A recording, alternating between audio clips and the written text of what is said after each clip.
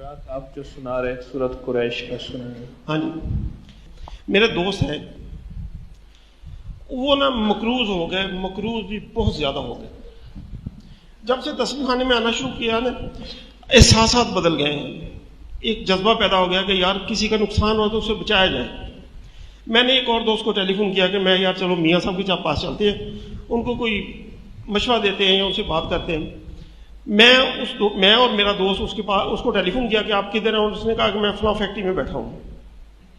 ہم نے کہا ہم نے چائے پینی آپ سے، میں چلے گیا فیکٹری میں، میرا دوست بھی ساتھ تھا۔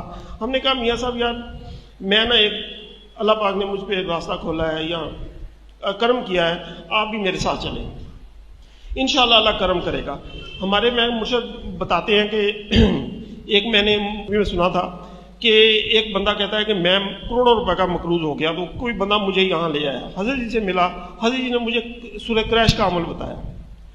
اچھا میں نے کہا آپ سورہ قریش بھی پڑھنا شروع کریں، میں ملوا بھی دوں گا آپ کو حضرت جی سے۔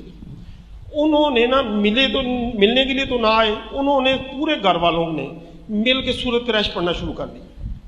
میری 1 سال ملاقات نہیں ہوئی، 1 سال بعد انہوں نے مجھے ٹیلی فون کیا کہ یار اگر تو فارغ ہے تو میرے پاس آ جا، اگر نہیں فارغ تو میں تیرے پاس آ جاتا ہوں۔ میں نے کہا میاں صاحب میں فارغ بیٹھا ہوں، میں آ جاتا ہوں۔ میں اس کے بعد گیا 1 سال بعد، وہ کہتا ہے کہ یار